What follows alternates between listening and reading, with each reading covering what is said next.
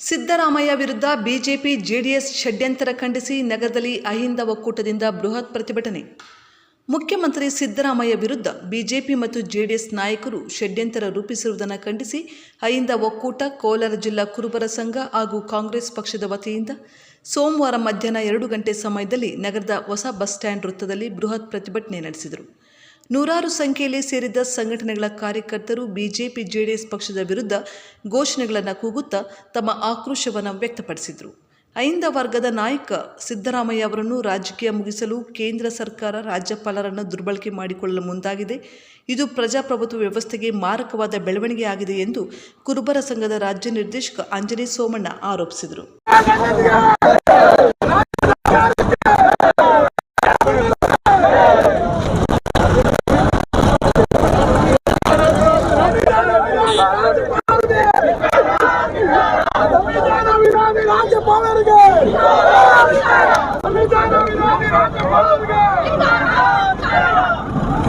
ರಾಜ್ಯಪಾಲರ ಒಂದು ಪೂರ್ವ ಆಗ್ರಹ ಪೂಡಿತರಾಗಿ ಕೇಂದ್ರ ಸರ್ಕಾರದ ನಿರ್ದೇಶನದಂತೆ ಸಿದ್ದರಾಮಯ್ಯನವರಿಗೆ ಇವತ್ತು ಶೋಕಾಸ್ ನೋಟಿಸ್ ನೀಡಿದ್ದಾರೆ.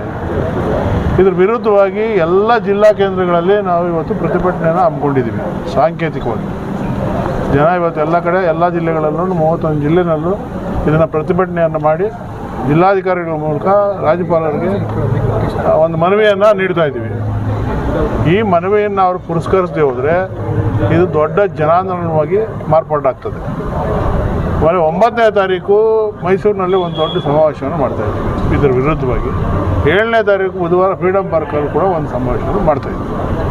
ಹಾಗೂ ಎಚ್ಚೆತ್ತುಕೊಳ್ಳಿಲ್ಲ ಅಂದರೆ ಇದು ರಕ್ತಪಾತ ಆದರೂ ಸರಿ, ನಾವೇನು ಹಿಂದೆ ಹೋಗೋದಿಲ್ಲ. ನಮ್ಮ ಪ್ರಾಣ ಕಳ್ಕೊಂಡ್ರೂ ಸರಿ, ಸಿದ್ದರಾಮಯ್ಯನವ್ರು ನಾವು ಹಿಂದೆ ನಿಂತೇನು ಹೇಳ್ತೀವಿ.